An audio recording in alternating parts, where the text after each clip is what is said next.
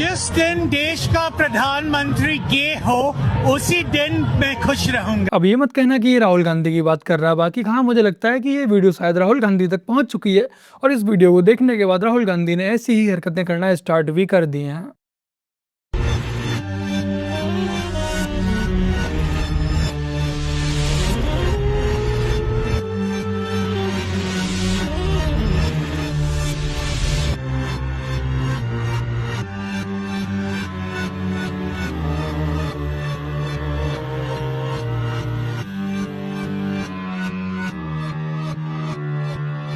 ये क्या था भाई, कोई चमचा बताने का कष्ट करेगा कि ये आखिर किस तरह का रिएक्शन था। এতিয়া তোৰ বুকুখন দেখা বাপৰে, তই দেখোন বুকুত মূৰে ফটো তটো আঁকিলি। তোৰ নাম কি বাবা? দে তোক মই পিছত একদিন মোৰ ঘৰত মাতিম, হ'ব? मामा का असम में अलग ही हो रहा है। इस बार कांग्रेस का पूरी तरह से सफाया होना तय है। कि कितनी ही कांग्रेचुलेटरी पोस्ट आप डालते हैं, कितनी ही स्टोरी डाल दें, कितनी ही पब्लिकली इंटरव्यू में आप कह दें मेरी फेवरेट फिल्म, पर सच तो ये दोस्तों, धुरंधर से सबकी जली तो है। देखिए, बम फिल्म में फूटे लियारी में, पर धुआं हुआ है बांद्रा से जुहू में। सच में भाई, धुरंधर मूवी से पूरी ही बॉलीवुड की सुलगी पड़ी। अभी बेचारे अपनी फिल्मों में पाकिस्तान और आईएसआई की प्रशंसा कैसे कर पाएंगे, कैसे आईएसआई के साथ मिलकर भाई ये आतंकवादियों का खात्मा कर पाएंगे। तो पवन खेरा एक गंदू आदमी है, तो इसका दिमाग में था कि असम में बुर्बक लोग रहते हैं, फालतू बात करेगा। और मेरा लगता है राहुल गांधी भी साथ है, वो जल्दी जल्दी जेल जाए। कांग्रेस बहुत तौलत। मामा जी ने पवन खेड़ा के लिए गंदा आदमी बोला है, जो आप लोग समझ रहे हैं वो नहीं बोला। और ऐसा क्यों बोला है? क्योंकि अभी पवन खेड़ा ने, जो कि कांग्रेस का प्रवक्ता है, उसने प्रेस कॉन्फ्रेंस करके ये आरोप लगाए हैं कि हेमंत विश्व शर्मा जी की जो पत्नी है उनके पास 3 देशों के पासपोर्ट हैं। और ये प्रेस कॉन्फ्रेंस करने के बाद बेचारा पवन खेड़ा खुद ही फंस गया, क्योंकि इसने जो 3 पासपोर्ट दिखाए वो सारे के सारे पासपोर्ट फोटोशॉप से और एआई से बनाए गए थे, जिनमें 50 कमियां निकलकर सामने आ गई। पवन खेड़ा ने आज 3 पासपोर्ट, तीनों कंट्री का मेरा पत्नी का है बोल के उन्होंने एक प्रेस कॉन्फ्रेंस किया। साथ साथ मेरा बेटा का नाम में कोई सारा कंपनी का, ये लोग तो 52,000 करोड़ तक चला गया। असम में पूरा 52,000 बजट ही नहीं है। एक सीएम अगर 20 साल भी कमाएगा तो 52,000 नहीं हो सकता है। ये तो बेसिक बात है। हमने एग्जामिन किया, हर बात में प्लेस ऑफ बर्थ, स्पेलिंग, सारे कुछ गड़बड़ी थे। फिर हमारा पुलिस ने भारत सरकार का डिप्लोमेटिक चैनल से रिकन्फर्म किया कि यूएई वाला पासपोर्ट फ्रॉड है। बाकी और 2 जो पासपोर्ट दिया है, ये भी मेरा लगता है सोम मंगल बुधवार तक वही स्टेट से आ जाएगा। अल्टीमेटली पवन खेड़ा का ऊपर एक फ्रॉड डॉक्यूमेंट्स बनाना, क्रिमिनल कॉन्स्पिरेसी करना, पवन खेड़ा का साथ जो बैठा था सबका ऊपर, मेरा लगता है कि मैं कॉन्फिडेंट हूँ अभी पवन खेड़ा उनका जीवन का अंतिम क्षण असम का जेल में ही कटेगा। और कांग्रेस ने ये सब जानबूझकर किया, क्योंकि आचार संहिता लगने में 2 दिन थे, तो 2 दिन पहले कांग्रेस ने इस तरह की प्रेस कॉन्फ्रेंस करके मामा जी की छवि बिगाड़ने की चुनावों में कोशिश की। सोचा कि 2 दिनों में मामा जी कुछ कर नहीं पाएंगे तो उनकी छवि अच्छे से बिगड़ जाएगी और उसके बाद चुनाव प्रचार बंद हो जाएगा। लेकिन मामा ने इन्हीं 1-2 दिनों में कांग्रेस की उल्टी गिनती स्टार्ट करवा दी। और एक पाकिस्तानी ने फेसबुक पर अपना पासपोर्ट पोस्ट किया था, ये कहते हुए कि उसका पासपोर्ट गुम हो गया है। तो इन कांग्रेसियों ने उसी पासपोर्ट को उठाकर उस पर फोटोशॉप करके उनका फोटो वगैरह, नाम, डेट ऑफ बर्थ वगैरह कुछ चीजें बेसिक सी चेंज करके तीनों पासपोर्ट फर्जी दिखा दिए। और सबसे मजे की ये बात है कि जो तीनों पासपोर्ट थे, उन तीनों ही पासपोर्ट में जो नाम की स्पेलिंग थी वो गलत थी। ये कांग्रेसी जो फर्जी काम करने जाते हैं उसे भी सही से नहीं कर पाते हैं। और रही बेचारे पवन खेड़ा की बात, ये तो जेल में अंदर लंबा जाने वाला है, लेकिन इसमें मुझे नहीं लगता कि इस बेचारे की कोई गलती होगी। ये तो अपने आकाओं का हुक्म ही फॉलो कर रहा होगा, लेकिन बेचारा पवन खेड़ा फ्री में लपेटा गया। ये आज भगले कल भगले कोई फर्क नहीं पड़ता, कभी ना कभी ये कांग्रेस पार्टी के बब्बर शेरों के हाथ में आएगा। और फिर देखना, ये जो इधर उधर जंप मारता है ये सब बंद हो जाएगा।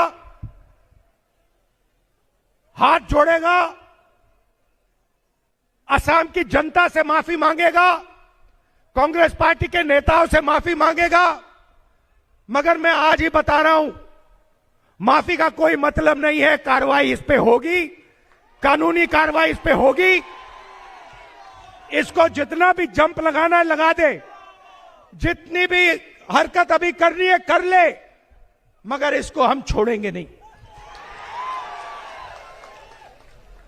हमारी बात नहीं है, असम की जनता इसको नहीं छोड़ने वाली है। इस तरह की भाषा तो सड़क छाप मवाली भी यूज नहीं करते हैं, जिस तरह की भाषा राहुल गांधी एक मुख्यमंत्री के लिए यूज कर रहा है। इस राहुल गांधी की हेमंत बिस्वा शर्मा से एकदम सुलगी पड़ी है और जो हताशा है इसकी हार की, बार बार चुनाव हार रहा है, वो इसके चेहरे से साफ साफ दिखती हुई नजर आ रही है। और ये तो खुद ना जाने कोर्ट में जाकर कितनी बार लिखित में माफी मांग चुका है।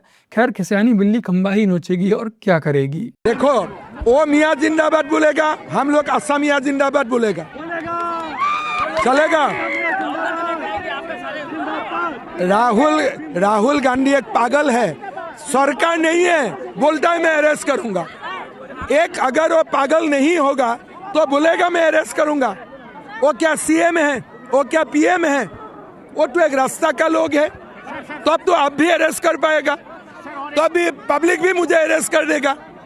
ऐसे नमूनों को उनकी ही भाषा में जवाब देना जरूरी होता है, क्योंकि लातों के भूत बातों से नहीं मानते। আজকে আমি শুনলাম 200 গাড়ি করে অযোধ্যা দিয়ে উত্তরপ্রদেশ থেকে সিআরপিএফ নিয়ে আসছে আপনাদের উপর হামলা করার জন্য। अभी अपने ही लोगों पर हमला करने के लिए सीआरपीएफ की 200 गाड़ी बंगाल आ रही हैं, जो कि अभी अयोध्या में रुकी हुई हैं। ये कहना पश्चिम बंगाल के मुख्यमंत्री मुमताज बानो का। सोचिए, एक मुख्यमंत्री अपने ही राज्य की जनता के लिए अपने ही देश की जो सुरक्षा बल है यानी कि सीआरपीएफ है, उसके खिलाफ वो भड़का रही हैं। दीदी जी, चुनाव जीतने के लिए आप और कितना नीचे गिरेंगी? ये टोटल फ्रॉड, वो सबसे धोखेबाज आदमी है। 2 नंबर बड़ी शर्ट पहनता है, जानबूझ के रेनॉल्ड का पेन लगाता है, सर्दियों में दिसंबर में चप्पल सैंडल पहनेगा। He pretends to be a common man, he is not a common man. उसमें वो सभी प्रवृत्तियां हैं जो किसी बगड़ैल नेता में होती हैं। आपको कब एहसास हुआ इस बात का? मुझे कुछ 6 महीने में हो गया। 6 महीने में जब दिल्ली आया, दिल्ली से पहले दिल्ली दूर था ना, इतना संपर्क नहीं था, बातचीत भी नहीं होती। मैं बहुत जल्दी पहचान गया ही इज ए फ्रॉड, बहुत जल्दी। और बाकी लोगों को तो पंजाब में इसने निकाला है। छोटा सिंह छोटे पर को, खैरा साहब हमारे बहुत ही प्रतिष्ठित नेता हैं, उनको, और डॉक्टर दलजीत सिंह को, गुग्गी को, बहुत बड़ी लिस्ट है जो पंजाब में से निष्कासित किया है। डॉक्टर गांधी वाहिद एक ऐसा शख्स है जो उसको लात मार के गया कि you are not a man of my dream. Arvind Kejriwal total fraud और धोखेबाज आदमी है, ऐसा कहना पटियाला से सांसद धर्मवीर गांधी का। और ये पहले आम आदमी पार्टी के सदस्य रह चुके हैं, तो ये अरविंद केजरीवाल को बखूबी जानते हैं। कोई भी डायरेक्टर ये फिल्म कह रहे हैं कि इससे बीजेपी को लाभ पहुंचेगा, मान लीजिए कि डायरेक्टर को बीजेपी से टिकट भी मिल जाएगा, इससे हमें क्या दिक्कत है? कांग्रेस वाले बनवा लें अपनी फिल्में, समाजवादी पार्टी वाले बनवा लें फिल्में, कौन रोक रहा है? अगर हर पार्टी को पसंद करने वाले लोग अपनी अपनी फिल्में बनाएं, सेंसर बोर्ड की मर्यादाओं का ध्यान रखें, तो किसी को क्या दिक्कत है इसमें? दूसरी बात, इतिहास और कल्पना की जो बात है, साहित्य में एक बड़ी प्रसिद्ध कहावत है, प्रेमचंद की ही शायद कहावत थी। उन्होंने कहा कि इतिहास और साहित्य में क्या अंतर होता है? इतिहास में नाम, घटनाएं, तिथियां सही हैं, बाकी सब झूठ है। साहित्य में नाम, घटनाएं, तिथियां झूठ हैं, बाकी सब सच है। तो जब कोई साहित्य लिखता है, आप उससे ये उम्मीद क्यों कर रहे हैं कि वो इतिहास की हर चीज वैसी की वैसी यूज करेगा? फिर उसका अपना क्या है उसमें? फिर तो हिस्ट्री है। हिस्ट्री को फिक्शन बनाने के लिए कल्पना का इस्तेमाल करना पड़ता है। अगर कोई इतिहास की घटनाओं को एकदम गलत तरीके से तोड़ मरोड़ के पेश कर रहा है तो चिंता की बात है। आपने 4 रैंडम घटनाएं इतिहास के लिए बीच में कल्पनाएं जोड़ दी अपनी, तो मुझे यहां तक चिंता की बात नजर नहीं आ रही। हालांकि फिल्म आज देखूंगा, उसके बाद शायद ज्यादा अच्छा कमेंट कर पाऊंगा, पर यहां तक मुझे नजर नहीं आ रहा। अगर मामला भारत बनाम पाकिस्तान है, मुझे कोई दिक्कत नहीं है। मुझे पाकिस्तान से क्यों इतनी मोहब्बत होनी चाहिए? अगर पाकिस्तान की बुराई हो रही है तो हो, और जितनी हमारी समझ है पाकिस्तान ऐसे काम करता है, हमारे साथ की बुराई होनी चाहिए, डिजर्व करता है। हो सकता है हम भी करते होंगे, तो उनकी फिल्में हमारी बुराई करें, हमें क्या दिक्कत है? बनाए ऐसी फिल्में, बिल्कुल, हमें क्या परेशानी है? हाँ, एक संभावित एंगल है कि कभी कभी ऑडियंस के दिमाग में भारत और पाकिस्तान रिप्लेस हो जाता है हिंदू और मुसलमान। ये भला आखिर क्या हुआ? लेफ्टिस्ट लिब्रांडुओं के मसीहा आखिर धुरंधर के सपोर्ट में कैसे आ गए? अब ये बेचारे क्या करेंगे, क्योंकि बर्नौल का जो स्टॉक था वो पहले से ही खत्म हो रखा था। नहीं, बाबर एक्चुअली में गया था, बाबर गया था, और इसके लिए मेरे को डेथ थ्रेट्स भी आए ऑनेस्टली मेरे डीएम्स पे, जो कि वियर्ड है बिकॉज इंडिया में जो मुस्लिम्स है वो उनका एंसेस्टर भी नहीं है बाबर, क्योंकि वो लोग तो इंडियंस ही है जो कन्वर्टेड मुस्लिम्स है बाद में। But coming back to it, Babur gay इसलिए था क्योंकि बाबर ने खुद अपनी ऑटोबायोग्राफी में लिखा है जो बाबर नाम है, उसके अंदर उसने लिखा था कि कैसे उसको एक लड़के से प्यार था जिसका नाम था Babri. Oh my god, Babur की बाबरी। हाँ, बाबर की बाबरी। तो बाबरी लड़के से प्यार था जो मार्केट में काम करता था। बाजार लिखा है बाबरनामा में, तो वो बाजार में काम करता था और उस लड़के को देख के उसको फीलिंग्स जागती थी और उसने उसके बारे में पूरा लव लेटर्स लिखे हैं उसको, उसके लिए पोएट्री लिखी हुई है। और उसकी शादी हुई थी आयशा से, बट उसको आयशा के साथ टाइम स्पेंड करना भी पसंद नहीं था और उसकी मम्मी को उसको फोर्स करना पड़ता था आयशा के रूम में जाने के लिए। ओह माय गॉड। तो ये सब मैंने खुद अपने मन से नहीं बनाया, ये सब बाबरनामा ने खुद लिखा है। बाबर ने बाबरी मस्जिद बनाई है, ये हम सबको पता है। ठीक है। और उस टाइम के कोई भी रिकॉर्ड्स उठा के देख लो तो बाबरी नाम का जिक्र और कहीं पे नहीं किया गया, सिर्फ बाबरनामा में लिखा है कि बाबरी एक बंदा एग्जिस्ट करता है। कई लोगों ने मेरी वीडियो पे कमेंट भी किया था कि वो बाबरी मस्जिद का मतलब है कि बाबर की मस्जिद, तो अगर वो बाबरी के लिए नहीं बनाई, उसने बाबर की मस्जिद है, तो फिर भी वो एक गे इंसान के ऊपर मस्जिद बनाएगी उसके नाम के ऊपर। यस। तो अगर हिंदुओं ने उसको तोड़ के राम मंदिर भी बना दिया तो उन्होंने एक्चुअली एक फेवर करा मुस्लिम्स को, क्योंकि मुस्लिम्स के लिए हराम है गे होना। यस।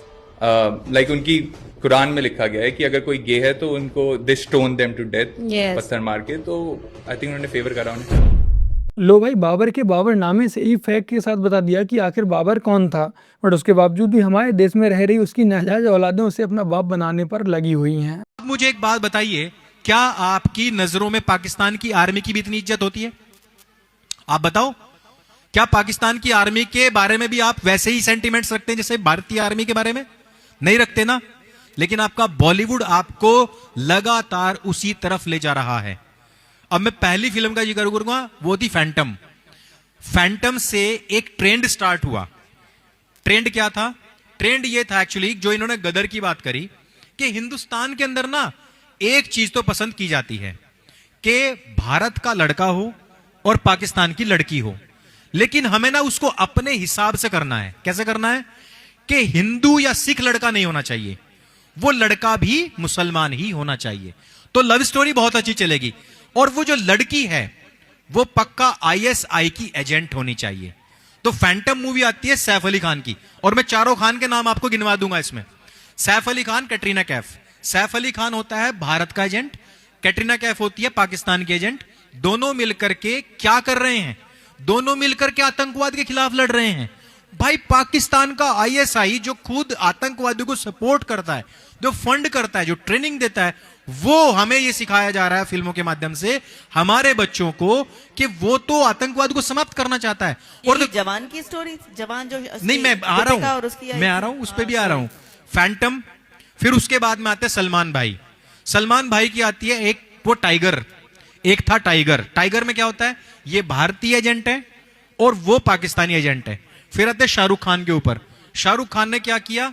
वो जो आपने बताया पठान, ये भारतीय एजेंट है, वो पाकिस्तानी एजेंट है। फिर आती है फना, वो होता है पाकिस्तानी एजेंट, यहां होती है एक हिंदुस्तानी लड़की। भाई, आप ये समझ, आपको लगता होगा खान में और राम में कोई फर्क नहीं है। आपको लगता होगा कि यार वो बहुत अच्छी एक्टिंग करते हैं। आपको लगता होगा नहीं यार वो इंडिया के सुपरस्टार है, मिस्टर परफेक्शनिस्ट हैं, किंग खान है, ये है भाईजान है। नहीं भाई नहीं, वो प्रोपेगेंडा खान है और वो थूकदान पीकदान है, उसके अलावा कोई खान पान नहीं है। तो बस मेरे प्यारे भाई बहनों, आज की अपनी इस वीडियो में इतना ही। वीडियो को लाइक शेयर कमेंट और अपने चैनल को सब्सक्राइब आज से कर लीजिएगा। वो पिन कमेंट में मैंने आपको एक वीडियो का लिंक दिया, तो जाकर एक बार उस वीडियो को अवश्य देखिएगा। चलिए फिर मिलते हैं एक और नई वीडियो के साथ, तब तक के लिए जय हिंद, वंदे मातरम, जय श्री राम।